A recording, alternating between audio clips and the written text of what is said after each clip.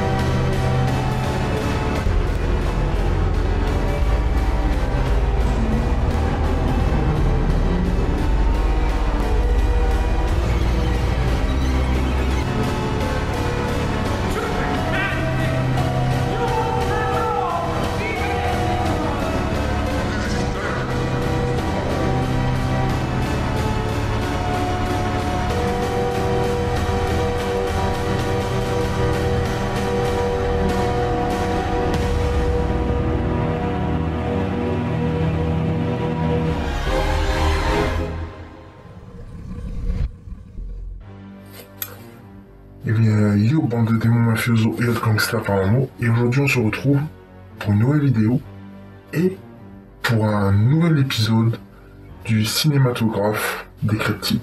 Et pour ce nouvel épisode du cinématographe, bon, j'ai complètement oublié, on est à quel épisode maintenant, je sais plus si on est au 5 ou 6 ou au 7, je sais plus, j'ai arrêté de compter.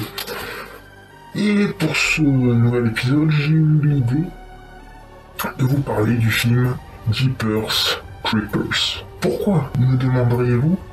Eh bien, déjà d'une, parce que le 4e volet de cette saga cinématographique horrifique possède déjà son 4e volet, et c'est une saga que j'aime plutôt bien, surtout les 2 premiers. Voilà, le 3, bon, je pense que plein d'autres youtubeurs cinéphiles ou quoi seront d'accord avec moi, le 3e volet n'est pas terrible. Bon. Et le 4e, ben... on en parlera, pas tout de suite, mais non, là on est qu'au premier épisode. Bien. Chaque chose en son temps, les petits démons. Et pour l'un, mes petits démons, bienvenue pour un nouvel épisode du cinématographe Décréptide consacré à Jeepers Creepers. Générique.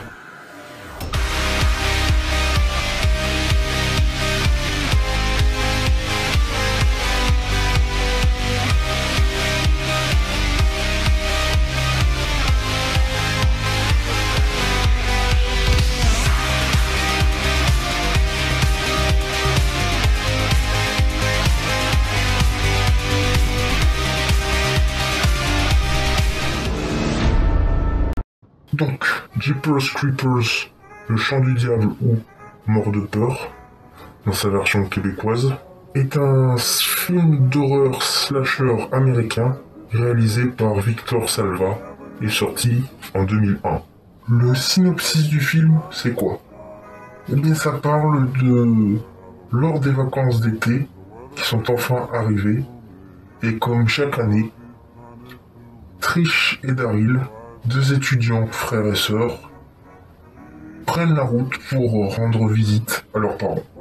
Sur le chemin, un routier agressif aboutit l'arrière de leur voiture sans raison apparente. Quelques kilomètres plus loin, Trash et Daryl revoient le même camion à côté d'une église abandonnée. Ils aperçoivent le conducteur entièrement vêtu de loques, c'est-à-dire que ses vêtements sont délabrés, si je puis dire, et ce mystérieux conducteur jette à ce qui semble être un sac très gros, un peu trop gros.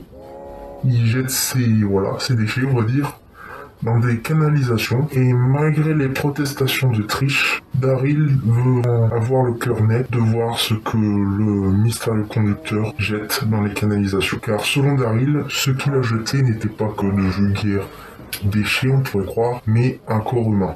C'est alors que Daryl s'engage dans le conduit et il va faire une découverte terrifiante. Bon ça, mes petits démons, c'est le synopsis pour ceux qui n'ont jamais vu l'un des films de la saga Jeepers Creepers.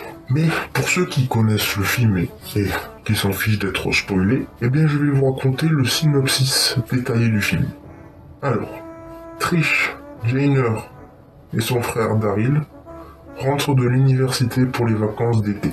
Alors qu'ils traversent la campagne de Floride, un vieux camion les menace. Mais finit par passer, ils observent plus tard le même camion garé à côté d'une église abandonnée, avec le chauffeur glissant ce qui semble être des corps enveloppés dans des draps tachés de sang, dans un grand tuyau dépassant du sol. Ayant remarqué leur voiture passer, le conducteur les poursuit et les fait sortir de la route. Après le départ du camion, Daryl convainc Trish de retourner à l'église. Après enquête, Daryl entend des bruits provenant de l'intérieur du tuyau et rampe à l'intérieur avec Trish se tenant sur ses pieds, mais finit par tomber. Au fond, il trouve un jeune homme mourant avec des points de suture le long de son ventre. Des centaines d'autres corps complètement nus et cousus au mur et le plafond du sous-sol vont être retrouvés par Daryl, ainsi que les corps de Kenny et Darla, un jeune couple de balles de fin d'année qui avait disparu 23 ans auparavant. Après s'être échappés, les deux fuient les lieux et tentent de contacter la police dans un restaurant où ils sont appelés par une femme étrange qui leur dit qu'ils sont en danger. La mystérieuse femme joue la chanson Jeepers Creepers sous un tourne-disque et leur dit que la chanson Jeepers Creepers est le chant du diable. Et alors, confus, ils ignorent son avertissement et partent avec deux policiers qu'ils assurent une escorte de sécurité. En voyageant, la police apprend que l'église a pris feu et que toutes preuves potentielles ont été détruites. Les policiers sont alors attaqués et tués par le chauffeur, qui charge leur corps dans le vieux camion. Témoins des conséquences, Trish et Daryl partent complètement terrorisés. S'arrêtant chez une vieille femme, vivant seule avec ses chats, il la supplie d'appeler la police et la femme s'exécute, jusqu'à ce qu'elle remarque que le mystérieux chauffeur se cache dans la cour en prenant la place d'un épouvantail. Le chauffeur se cache dans la maison et fait ensuite fuir tous les chats. Pensant que le chauffeur veut faire du mal à ses chats, la vieille dame tente de le tuer avec son fusil. Mais finalement, le mystérieux chauffeur la tue, révélant en même temps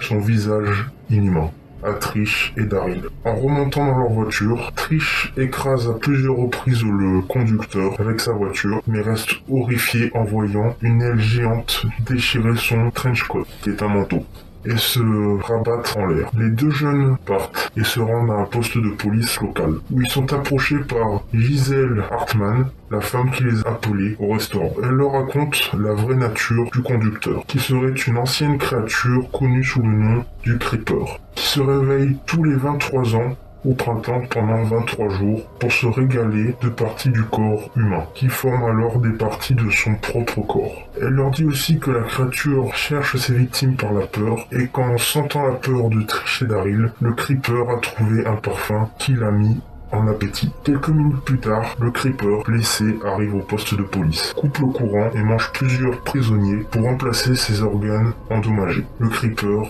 est encerclé par la police et en tue un certain nombre et s'échappe à la capture. Pris au piège, Giselle prévient Trish et Daryl que l'un d'eux mourra d'une mort horrible. Daryl demande à savoir qui est Giselle en regardant Trish. Le Creeper les trouve mais épargne Giselle avant de coincer Trish et Daryl dans une salle d'interrogatoire à l'étage. Après les avoir reniflés et goûtés, le Creeper jette Trish de côté et choisit Daryl. Trish offre sa vie pour celle de son frère. Si au début le Creeper semble obéir aux obligations de Trish, il finit par s'échapper par une fenêtre et s'envole avec Daryl. Le lendemain, Trish est récupérée par ses parents et Giselle rentre chez elle avec regret. Dans une usine abandonnée, il est révélé que le Creeper a enlevé l'arrière de la tête de Daryl et lui a pris ses yeux. Et il est révélé que le Creeper voulait les yeux de Daryl, car la peur qu'il a ressentie ayant vu les corps dans le sous-sol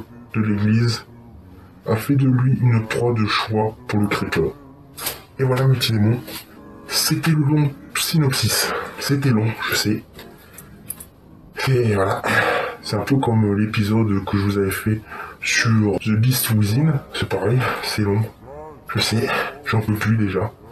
Voilà, je suis cuit. Et voilà. Mais ce que je peux vous dire d'autre sur ce film, les petits démons, c'est qu'au niveau, on va dire, point positif, c'est que le film, bon, déjà le design du Creeper est vraiment incroyable. Une sorte de démon, ça fait plaisir de voir ça. Et en plus de le voir se camoufler dans les champs de maïs, de blé ou quoi, pour se faire passer pour un épouvantail, c'est sympa.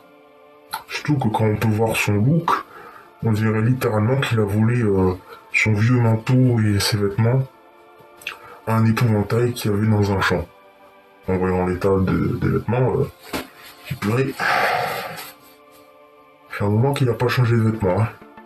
L'un des points, on va dire, négatifs pour beaucoup de personnes, c'est que le film ressemble énormément aux films de slasher classiques tels que Vendredi 13, Halloween, Les Griffes de la Nuit, etc.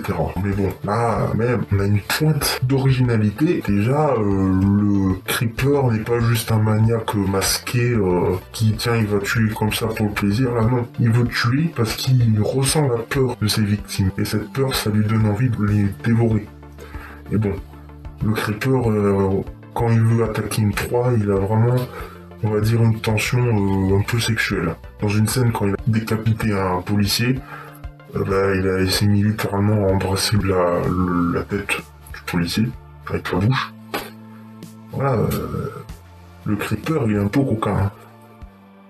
Même dans une autre scène, un peu avant que les policiers meurent, dans la scène où ils escortent Daryl et Trish, le Creeper a réussi à ouvrir la voiture du frère et de la sœur, et s'est mis à renifler de manière un peu trop... comme un prédateur sexuel, les vêtements de Daryl et Trish. Oh bon. Il est un petit peu coquin, on va dire. Même moi, je faisais pas ça avec mes femmes. Je faisais pas ça, je crois. Je sais plus. Bon bref, sinon voilà mes petits démons. Bon, vous savez que je ne cite jamais énormément les points négatifs et positifs, car je veux surtout vous faire découvrir le film. Voilà, et j'espère que ça va vous donner envie. Sinon c'est tout pour moi mes petits démons. J'espère que la vidéo vous aura plu, et sur ce, regardez sous votre lit, dans votre placard, et dans le recoin sombre de votre maison, car on ne sait pas ce qui peut s'y cacher, et je vous souhaite de bonnes nuits de terreur. Allez, ciao. Et voilà. Pour moi maintenant il va falloir que je trouve un moyen de me barrer de ce champ de maïs, voilà, parce que je vais pas y passer ma vie, même si c'est sympa. Bon allez, je vais vous laisser là mes petits démons.